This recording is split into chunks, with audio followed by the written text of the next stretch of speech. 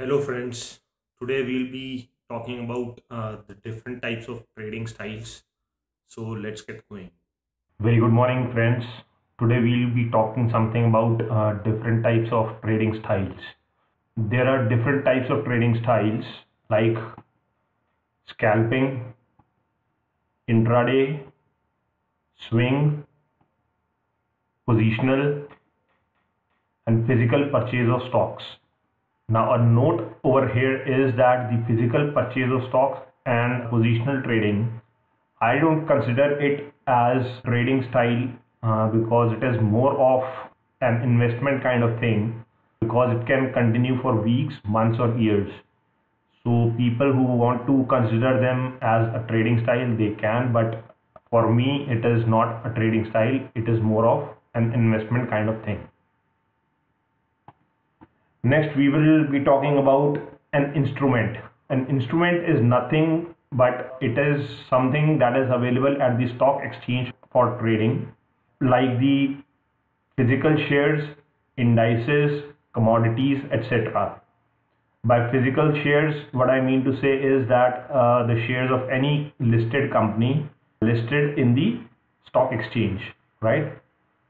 By indices, I mean these are the various indexes which are available for trading.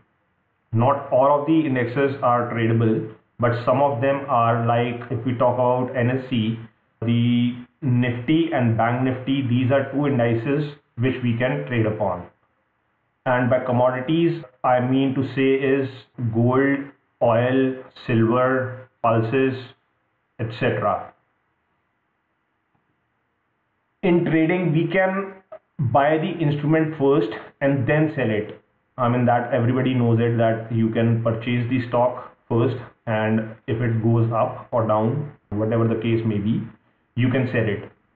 But in real trading, we can sell some of the instruments first and then buy it. This is called short selling or shorting. I'll explain this more as we go along. The first trading style is scalping. Now, it is a very fast kind of trading, with the trade usually ranging between a few seconds to a few minutes. The charts used in this type of trading, they are of very small time frame, usually 1 minute to 15 minutes. Scalping will earn smaller profits as the time frame is less. That is much obvious. The traders will have to take more number of trades as the profit per trade is less. I mean, if you want to make substantial amount of money in one day, the number of trades should go up because the earning per trade is very less. The stop loss should be small as more number of trades are to be taken. See, I have always been talking about the risk management, which I'll be making a separate video upon. The stop loss per day should not exceed 10% of your total capital. So you have to be very, very careful while taking these kinds of trades so that this limit of yours does not get breached.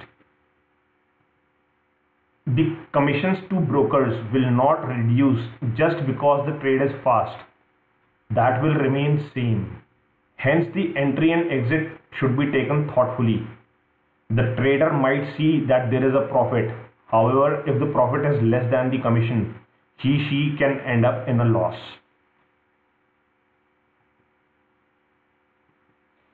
The second style of trading is intraday. Mind you that the first type of trading, that was scalping, that is also an intraday kind of trading only, but it is a very fast trading. It is no different than intraday trading. The only thing is that the charts which we look into, they are different.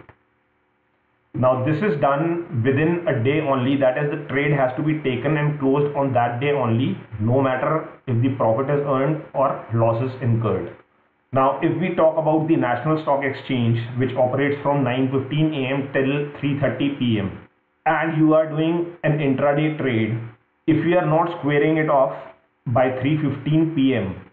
or 3:20 p.m. depending upon the broking site which you are working upon, Squaring off means you have to close the trade. If you are not doing it, these kind of trades, they will get automatically squared off and some commission will be charged per trade. So please be careful while doing intraday trading, that no matter what, if you are incurring a profit or a loss, you please close your trade before 3:15. Now the charts used in this type of trading, they are usually 15 minutes chart, 30 minutes chart and 1 hour chart. 4-hour charts are not used in the Indian market because there is a limit of only 6.5 hours in which the market operates in India. These charts, they are usually beneficial while you are trading in international markets like Singapore exchange or the US markets. The Singapore exchange that usually operates from 6:30 in the morning IST till 11:30 in the evening IST. And the US stock market, some of the instruments, they get traded 24 hours a day except for Saturday and Sunday.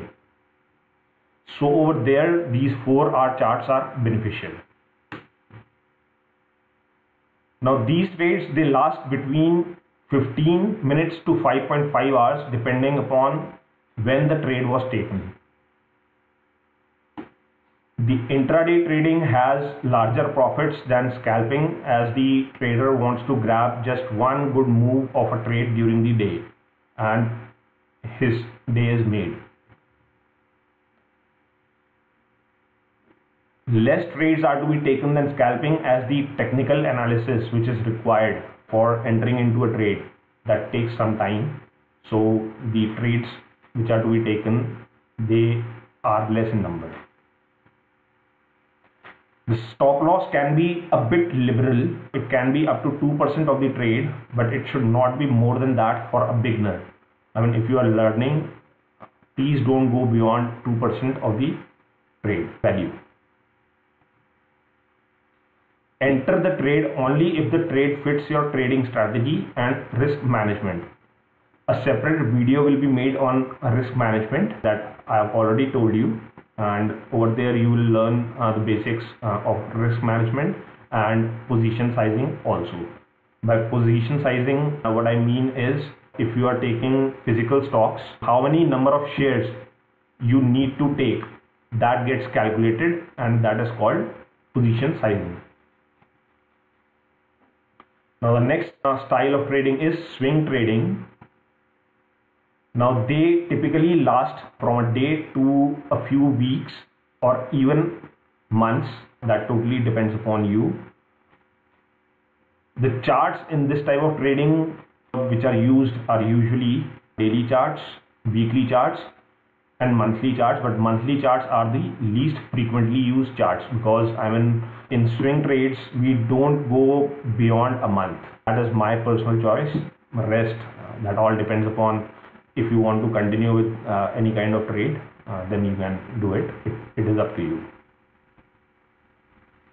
Since the trading lasts longer than scalping and intraday, the targets are also comparatively larger. That is for sure. If the trade is lasting more than a scalping or an intraday trade is, then the targets are bound to be large. Otherwise, there is no use of doing swing trading. Less trades are taken than scalping and intraday trading, as technical analysis takes some time, and also a trade typically takes more time to close as compared to scalping and intraday. That I've already told you that it lasts more than a day, and you don't close a swing trade in just one day only. You can close it if your targets are met, but that generally lasts from 3 to 5 days. That is my personal experience. This also implies that a swing trader can take a little wider stop loss than a scalper and an intraday trader. Larger profits are there than scalping and intraday trading, as trader wants to grab one good move of the trade. It is the same difference which is there between an intraday trade and a scalping trade. Stop loss can be a bit liberal, but it should be limited only to 3% for a beginner. It should not be more than 3% of the trade. That is my personal advice. And enter the trade only if it fits your risk management strategy. That I've already told you. I'll be making a separate video on risk management and position sizing. So if it fits your risk management, only then enter the trade. Otherwise, please don't take the trade. Now this is the matrix which I have prepared for different types of trading and investment styles, wherein the first is the physical purchase of stock. Now you can see over here I have taken equity, indices, F&O. F&O is futures and options. It is no different than equity. The only thing is that futures and options, they have lot sizes. I mean, you cannot purchase 1 or 2 shares. You have to purchase a lot for a particular company. Let us suppose you want to purchase a future for XYZ company, which has a lot of 2800. So you cannot purchase 2700 shares or 2799 shares. You have to purchase 2800 shares or multiple of 2800 shares only. I mean, there is no option of here or there. Same goes with options also. They also operate in lot sizes only. So if we talk about the physical purchase of a stock, for equity, the desired quantity can be purchased. I mean, you can purchase 1 share or you can purchase 1 lakh shares. That totally depends upon you and the capital you can invest. But if you talk about indices or F&O, you cannot purchase the desired quantity.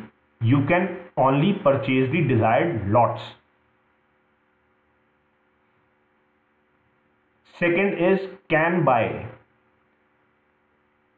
The physical purchase of stock can be bought for equity, but it cannot be bought for an index or future or options.